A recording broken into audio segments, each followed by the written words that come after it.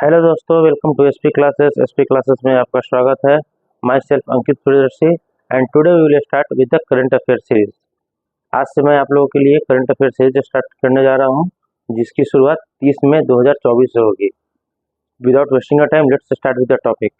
पहला क्वेश्चन, किस संगठन ने एमआरआई और लिनैक के प्रौद्योगिकी हस्तांतरण मीन्स ट्रांसफर ऑफ टेक्नोलॉजी के लिए विभिन्न उद्योगों के साथ समझौता ज्ञापन का आदान प्रदान किया है? तो समीर नाम का एक संगठन है जिसने ये समझौता किया है, और ये जो समीर नाम का संगठन है वो सीडैक के साथ मिलकर के ये समझौता ज्ञापन किया है। मतलब ये एमआरआई और जो लिनैक है, इसको बनाने का श्रेय किसको जाता है? तो समीर नाम के संगठन को सीडैक हो जाता है। सीडैक का मतलब centre for development of advance computing. और ये दोनों जो है वो किस मिनिस्ट्री के अंतर्गत काम करता है? तो ministry of IT and engineering. तो कमेंट सेक्शन में प्लीज मुझे ये बताइएगा कि who is the current minister of IT and engineering. चलिए आगे बढ़ते हैं। मेटी है, ministry of IT and technology है, ये विभिन्न तरह का प्रोग्राम चला रहा है। मतलब वो किस तरह की, कौन सा प्रोग्राम है? तो पहला है इन ट्रांजी, INTRANSC। तो सिंपल सा एक प्रोग्राम है, आपको सिंपल सा समझना है कि इंडिजिनस टेक्नोलॉजी बना रहा है ये जो कंपनी है। जैसे जो इन ट्रांजी जो प्रोग्राम है, इसके अंतर्गत इंडिजिनस जो है वो टेक्नोलॉजी को डेवलप करना है, और इस जो टेक्नोलॉजी है आफ्टर डेवलपमेंट इसको प्राइवेट कंपनी को हाथ में बेच देना है। जैसे अभी मेटी ने अभी हाल फिलहाल में ही एक थर्मल कैमरा बनाया था, ठीक है, सीडैक के साथ कॉपरेशन करके, ठीक है। तो और उससे वो फिर किसको भेज दिया? तो आदित्य इंफोटेक को वो सौंप दिया, ठीक है। तो इसी तरीके ये जो थर्मल कैमरा जो बनाया गया है वो इसी प्रोग्राम के अंतर्गत बनाया गया है, इन ट्रांजी के अंतर्गत बना गया है, ठीक है। एक और चीज आप याद रखिएगा, ये क्वेश्चन पूछा हुआ था कि where is the headquarter of CDAC, centre for development of advance computing का हेडक्वार्टर कहाँ पे है? एसएससी सीजीएल में क्वेश्चन पूछा हुआ है ये, ठीक है। तो इसका हेडक्वार्टर कहाँ पे है? तो पुणे में, इसको याद रखिएगा, ठीक है। आते हैं लेट्स अनदर क्वेश्चन। किस मंत्रालय ने कंबोडिया, म्यांमार और लाओस जैसे साउथ ईस्ट एशियन कंट्री में तेजी से संगठित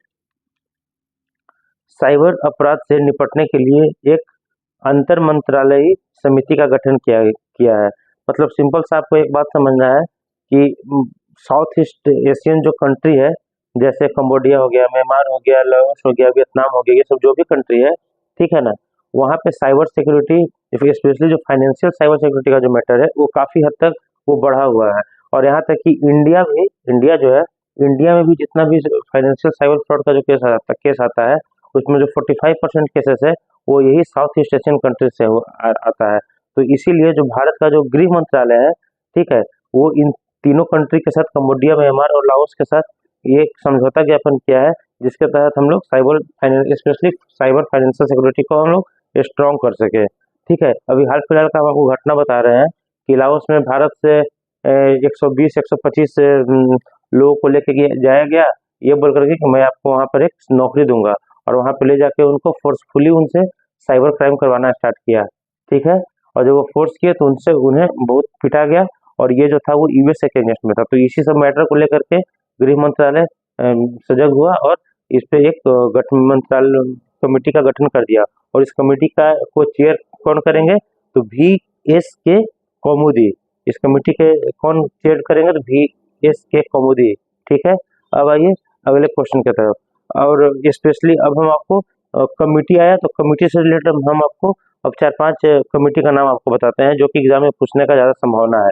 जैसे अभी इंटरनेशनल हॉकी फेडरेशन जो है वो एथलीट कमेटी का गठन किया है। तो एथलीट कमेटी का गठन किया तो इम्पोर्टेंट क्यों होगा? क्योंकि उसका जो चेयरमैन है वो PR श्रीजेश को बनाया गया है, ठीक है। तो अभी आप लोग कमेंट सेक्शन में मुझे बताइएगा कि PR श्रीजेश जो है वो कौन सा खेल खेलते हैं? PR श्रीजेश और कैमिला कार्मन को बनाया गया है। तो इसको याद रखिए, बहुत इंपॉर्टेंट है, क्योंकि ये PR श्रीजेश जो है वो इंडियन है, ठीक है। अभी पारा ओलंपिक कमेटी ऑफ इंडिया है, उसके प्रेसिडेंट अभी किसको चुना गया है? देवेंद्र झांझरिया को चुना गया है। और देवेंद्र झांझरिया क्या खेलते हैं? तो जेवलिन थ्रो खेलते हैं, ये गोल्ड मेडलिस्ट है, ठीक है। इसलिए बहुत इंपॉर्टेंट है, इसको याद रखिएगा, ठीक है। अभी ऑक्सफोर्ड यूनिवर्सिटी जो है वो वर्ल्ड साइबर सिक्योरिटी इंडेक्स जारी की है, ठीक है, जिसमें फर्स्ट जो पोजीशन है उसको रसा को मिला है, और इंडिया का पोजीशन कितना है? 10th है। चलिए अब आगे चलते हैं। रामनाथ कोविंद समिति का गठन किया गया था अभी कुछ दिन पहले। अभी कुछ दिन पहले आप लोग सुने होंगे कि लोकसभा और विधानसभा का जो चुनाव है वो एक ही टाइम करवाने की बात चल रही है, ठीक है। तो उसके लिए जो समिति गठित की गई थी उसका नाम क्या था? रामनाथ कोविंद समिति। ये बहुत इंपॉर्टेंट है, ठीक है। नेक्स्ट क्वेश्चन, कौन सा देश है जो 4G और 5G फिक्स्ड ब्रॉडबैंड इंफ्रास्ट्रक्चर स्थापित करने के लिए रिलायंस जियो का पेरेंट कंपनी है रेडिसिस, टेक महिंद्रा और नोकिया के साथ सहयोग किया है? तो घाना है। घाना अफ्रीकन कंट्री है, आप लोग याद रखिएगा। घाना एक अफ्रीकन कंट्री है और एक गरीब कंट्री है घाना, ठीक है ना। तो वहाँ पे 4G और 5G जो इस नेटवर्क है उसको काफी मतलब बढ़ाने के लिए वो किसके साथ साझेदारी किया है? तो रिलायंस जियो के साथ, टेक महिंद्रा के साथ और नोकिया के साथ। ये सब क्वेश्चन अब एग्जाम में आता है। आइए अगला क्वेश्चन की तरफ हम लोग चलते हैं। किस मंत्रालय ने अखिल भारतीय आयुर्वेद संस्थान के सहयोग से बीमा क्षेत्र और आयुष स्वास्थ्य सेवा प्रदाताओं के बीच सूचना साझा करने के लिए एक संवेदीकरण कार्यक्रम की मेजबानी की है? क्वेश्चन करने का मतलब इतना लेंदी क्वेश्चन नहीं पढ़ना है। क्वेश्चन करने का सिंपल सा मतलब है कि अखिल भारतीय आयुर्वेद संस्थान जो है वो किस मंत्रालय के सहयोग से अब वो बीमा क्षेत्र में भी घुस रही है। जैसे पहले जो हम इंश्योरेंस करवाया करते थे उसमें क्या था कि वो केवल एलोपैथी इंग्लिश दवा के लिए हॉस्पिटल के लिए था, लेकिन नहीं, अब ये जो है वो चेंज होकर के कहाँ पे आ गया है, ये इसमें अब आयुर्वेदिक को भी शामिल कर लिया गया है। तो इसके लिए आयुष मंत्रालय टोटली रिस्पॉन्सिबल है और इसके लिए हम लोग को आयुष मंत्रालय को काफी अप्रिशिएट करना चाहिए। तो हाल फिलहाल में विश्व होम्योपैथी दिवस मनाया गया है। कब मनाया गया है? 10 अप्रैल को। और इसका थीम क्या था? तो होम्यो परिवार, वन हेल्थ वन फैमिली, ठीक है। अभी आयुष मंत्रालय और महिला और बाल विकास मंत्रालय दोनों मिलकर के एक मिशन उत्कर्ष नाम का एक मिशन चालू किया है। मिशन उत्कर्ष, मिशन उत्कर्ष चालू करने के पीछे सबसे बड़ा रीजन है कि एनीमिया का जो परसेंटेज है हमारे देश में काफी बढ़ते जा रहा है, वो स्पेशली वो 14 से 18 वर्ष की वुमेन में। तो तकरीबन 10,000 आंगनबाड़ी केंद्र में इस मिशन को पहुंचाया जाएगा और इसके अंतर्गत 95,000 से ज्यादा लड़कियां जिनकी आयु 14 से 18 वर्ष है उसको इसमें सम्मिलित किया गया है। अगला क्वेश्चन, भारतीय वायुसेना ने नाइट विजन गूगल का प्रयोग कर कारगिल के एडवांस लैंडिंग ग्राउंड पर सफलतापूर्वक लैंडिंग को अंजाम दिया है, ठीक है। तो आपके लिए जो इम्पोर्टेंट है वो इतना इम्पोर्टेंट नहीं है। आपके लिए इम्पोर्टेंट ये है कि वो कौन सा विमान है जिसे वो लैंडिंग करवाया है। तो उस जो विमान है उसका नाम क्या है? वो उस विमान का नाम है C-13J सुपर हरकुलस, ठीक है। क्या है नाम? C-130J super Hercules. तो इम्पोर्टेंट ये, इससे भी ज्यादा ये इम्पोर्टेंट है, एग्जाम डायरेक्टली ये क्वेश्चन पूछा जाता है कि C-130J सुपर हरकुलस जो है वो किस देश से खरीदा गया है, ठीक है। तो वो कहाँ से खरीदा गया है? यूएसए से खरीदा गया है। तो इस टाइप के ही क्वेश्चन पूछा जाता है एग्जाम में। और इसका यूज क्यों क्या है, इस विमान का यूज क्या है? तो ये लॉजिस्टिक के लिए यूज किया जाता है। लॉजिस्टिक का मतलब क्या? कि ये सामान का आदान प्रदान करने के लिए, सामान ढोने के लिए इसका यूज किया जाता है, ठीक है। चलिए अब आइए आगे। इंडियन नेवी और डीआरडीओ जो है वो दोनों को मिल करके अभी एक प्रोग्राम लॉन्च किया है, प्रोजेक्ट भीष्म। इस प्रोजेक्ट भीष्म के अंतर्गत आप समझिए कि इसमें एक हम लोग खेलते हैं ना कि क्यूब बोला है, सारा कलर को मिलाने वाला, तो उसी तरीके से 72 क्यूब का एक सेट होता है जिसको मिलाने के बाद वो एक हॉस्पिटल में चलता फिरता हॉस्पिटल बन जाता है जिसमें वो 200 पेशेंट का इलाज हो सकता है उसमें, ठीक है। तो इम्पोर्टेंट है कि प्रोजेक्ट भीष्म जो है वो किसने शुरू किया है? तो इंडियन नेवी डीआरडीओ के सहयोग से शुरू। नेक्स्ट क्वेश्चन, 108 फीट का जो ध्वज स्तंभ फ्लैग पोल जो है वो जम्मू कश्मीर के किस स्थान पर लगाया गया है? वो इम्पोर्टेंट इसलिए है क्योंकि एलओसी के पास लगाया गया है और उसको कामा पोस्ट बोलते हैं, जिसको ब्रिज ऑफ पीस भी बोला जाता है, शांति का ब्रिज बोला जाता है उसको, ठीक है। इसलिए ये इम्पोर्टेंट है कामा पोस्ट। और जम्मू कश्मीर में आपको पता है कि कोई भी चीज ऐसा होती है तो वो इम्पोर्टेंट बन जाता है, एग्जाम में क्वेश्चन भी पूछा जाता है। इसलिए 108 फीट का जो ध्वज स्तंभ है वो कहाँ पे जम्मू कश्मीर के किस स्थान पे बनाया गया है? तो कामा पोस्ट जो एलओसी के पास है उसमें बनाया गया है। चलिए आइए अब आगे। इंडियन आर्मी और इंडियन ऑयल कॉर्पोरेशन जो है वो दोनों मिल करके हाइड्रोजन फ्यूल सेल से चलने वाली बस बनाने का ट्राई कर रही है, ठीक है, ठीक है। तो इंडियन आर्मी और इंडियन ऑयल कॉर्पोरेशन जो है वो दोनों को मिल करके हाइड्रोजन फ्यूल सेल से चलने वाली बस बनाने का ट्राई कर रही है। जम्मू कश्मीर की से रिलेटेड दो बहुत इंपॉर्टेंट पर्सनालिटी है जिसके बारे में आपको जानना काफी महत्वपूर्ण है। जम्मू कश्मीर की एक लेडीज है बिल्किस मीर। ये पहली भारत की महिला है जो पेरिस ओलंपिक में जूरी मेंबर बनी है, इसलिए बहुत इंपॉर्टेंट है। भारत की पहली महिला है जो पेरिस ओलंपिक में जूरी मेंबर बनी है, उनका नाम क्या है? बिल्किस मीर। ये जम्मू कश्मीर से रिलेटेड है। एक और जम्मू कश्मीर से इंपॉर्टेंट पर्सनालिटी है, उनका नाम क्या है? मुनीब अमीन भट्ट। ये इसलिए इम्पोर्टेंट है क्योंकि नासा जो है, नासा ने इसे हॉल ऑफ फेम अवार्ड में जगह दिया है, ठीक है। और क्यों इनको जगह दिया है, क्योंकि जो नासा का जितना भी सिस्टम था, जितना भी कंप्यूटर था, उसको हैक होने से वो काफी हद तक ये बचाए हैं, उसमें कोई भी वैसा मालवेयर को न चला जाए, इससे वो बचाएं। इसलिए मुनीब अमीन भट्ट को नासा ने हॉल ऑफ फेम अवार्ड दिया है। तो ये बहुत इंपॉर्टेंट क्वेश्चन है। नासा भारतीय को हॉल ऑफ फेम अवार्ड दिया है, उसमें भारतीय में भी वो कहाँ के हैं, वो जम्मू एंड कश्मीर के हैं। चलिए एक और क्वेश्चन है कि अभी जम्मू कश्मीर में सुंगल टनल बना है, सुंगल सुरंग बना है, जिसको बीआरओ के द्वारा बनाया गया है, ठीक है। वो 2.79 किलोमीटर का सुरंग है, ठीक है। तो ये इंपॉर्टेंट है, ये क्वेश्चन पूछ सकता है कि सुंगल सुरंग कहाँ पे है, तो आपको जम्मू एंड कश्मीर याद रखना है, ठीक है। चलिए next question, NAFED national agriculture cooperative marketing federation of India, इसके चेयरमैन अभी बनाया गया है जेठा अहिर को, ठीक है। जेठा अहिर को इसके चेयरमैन बनाया गया है। नाफेड का एस्टेब्लिशमेंट कब होता है, तो 1958 में होता है। और इफको के चेयरमैन अभी कौन है, तो दिलीप संघानी है, याद रखिएगा। नाफेड का एस्टेब्लिशमेंट 1958 में और नाफेड का चेयरमैन जेठा अहिर।